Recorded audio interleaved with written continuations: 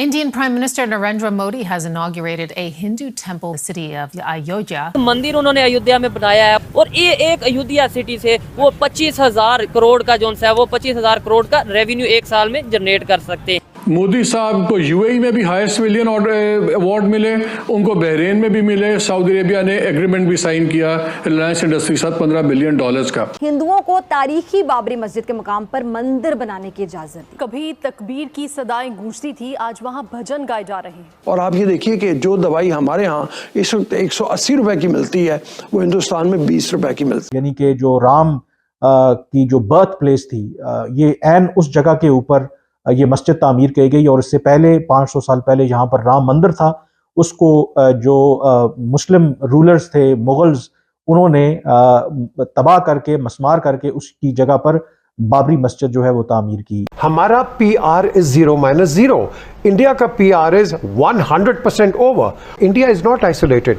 India is very powerful. धर्म एव हतो हंति धर्मो रक्षति रक्षिता, यानी धर्म destroys those who destroy it. जो धर्म को खत्म करने की कोशिश करता है वो खत्म कर दिए जाते हैं। मुगल खत्म हो गए, प्रभु श्री राम नहीं खत्म हुए।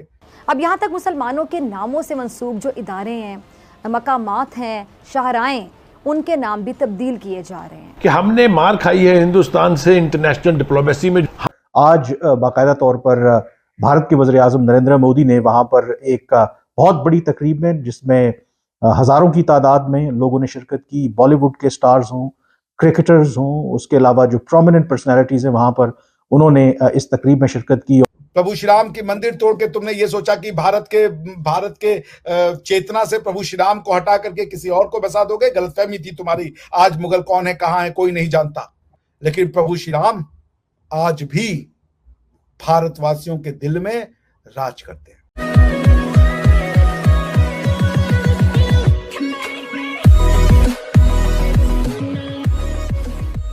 नमस्कार दोस्तों, एक SBI की तरफ से एक रिपोर्ट आई थी जिसमें कहा गया था कि राम मंदिर बनने से सालाना 25,000 करोड़, मतलब अगर आप कह सकते हो कि 3 से $3.25 बिलियन का सालाना रेवेन्यू यहाँ से जनरेट हो सकता है। देखिए, ये बात अलग है कि भाई कितना रेवेन्यू होगा। ऑब्वियसली यहाँ पर अगर कोई बड़ी जगह होगी जहाँ पर लोग ज़्यादा इकट्ठा हो गए तो वहाँ पर और भी कई सारे बिजनेस चलेंगे।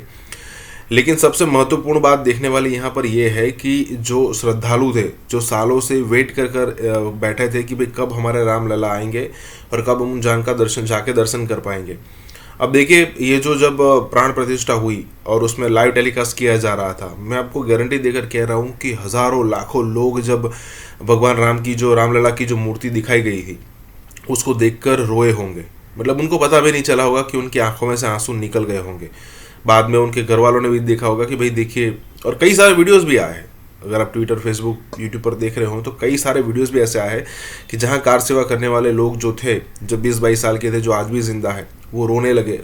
रोने वाली बात नहीं, मैं अपनी भी बात करता हूँ कि जब एकदम क्लोज से इमेज दिखाई गई, फोटो दिखाया गया भगवान राम का, तो मैं भी इमोशनल हो गया था। और ये हर किसी की स्टोरी है। इसी के साथ ही वीडियो शुरू करते हैं। जगह पर ये मस्जिद तामीर की गई, ये ऐन उस जगह पे थी, बल्कि जो राम मंदिर था, यानी कि जो राम की जो बर्थ प्लेस थी, ये ऐन उस जगह के ऊपर ये मस्जिद तामीर की गई। और इससे पहले 500 साल पहले यहाँ पर राम मंदिर था, उसको जो मुस्लिम रूलर्स थे, मुगल्स, उन्होंने तबाह करके मस्मार करके उसकी जगह पर बाबरी मस्जिद जो है वो तामीर की। 2019 में जब ये फाइनल गो अहेड मिला बीजेपी की हुकूमत को राम मंदिर तामीर करने का, जो सुप्रीम कोर्ट ने भारत की फैसला दिया, उसमें उन्होंने बेस्ड ऑन जो आर्कियोलॉजी डिपार्टमेंट की रिपोर्ट थी, उन्होंने ये ज़रूर कहा कि ऐसे शवाहिद मिले हैं बाबरी मस्जिद के खंडरात से कि जो तर्ज़े जो बिल्डिंग का जो एक स्ट्रक्चर है वो किसी भी तरह से जो मुस्लिम जो स्ट्रक्चर है उसके साथ मैच नहीं करता। यानी कि वो ये कंक्लूड करने की कोशिश कर रहे हैं कि शायद जो बाबरी मस्जिद के जो उसमें बेसिस हैं, उसके फाउंडेशन हैं, उनमें राम मंदिर की या जो हिंदू मज़हब से जो जुड़े बिल्डिंग्स हैं उसका शायद शवाहिद मौजूद थे। और इसकी बुनियाद के ऊपर 2019 में भारतीय सुप्रीम कोर्ट ने बाकायदा भारतीय हुकूमत को ये इजाज़त दी कि वो वहाँ पर राम मंदिर की तामीर कर सकते हैं। आज की तारीख बहुत ज्यादा अहम है। 22 जनवरी ये वही दिन है जिसमें राम जन्मभूमि राम लल्ला के जो मंदिर है उसका इनॉग्रेशन किया जा रहा है 22 जनवरी, जिसका 3 सालों से शिद्दत से इंतजार था।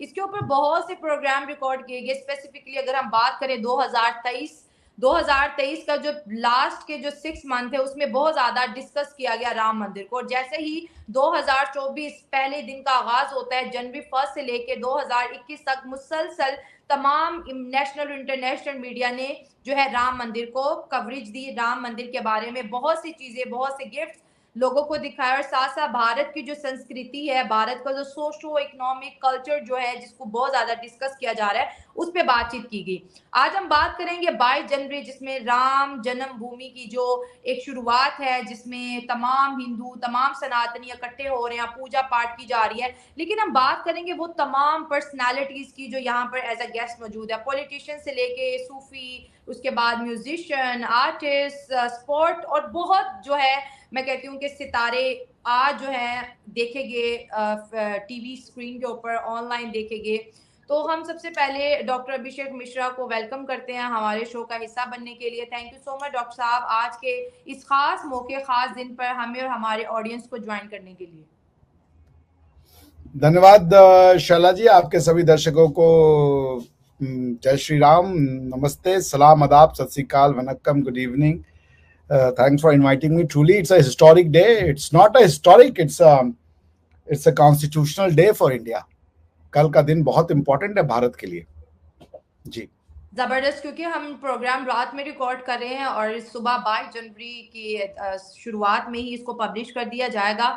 हम गेस्ट की बात करेंगे। सबसे पहले जो स्पोर्ट्स की बात करें तो क्रिकेट की दुनिया से जिनको बीजेपी सरकार की तरफ से इनवाइट किया गया, उसमें जी सचिन तेंदुलकर है, विराट कोहली है, MS धोनी है, दीपिका, और इसके साथ साथ Indian women cricket captain Mithali Raj जो हैं वो भी इनवाइटेड हैं। तो जो स्पोर्ट का जो टच है रिलीजन पॉइंट ऑफ व्यू से, हमने पहली दफा देखा है कि जो खिलाड़ियों को भी एक मंदिर की इनॉग्रेशन सेरेमनी में जो इनवाइट किया जा रहा है, तो इसके पीछे क्या वजूहात होंगी और किस तरह से इस दिन को तमाम सनातनी देख रहे हैं?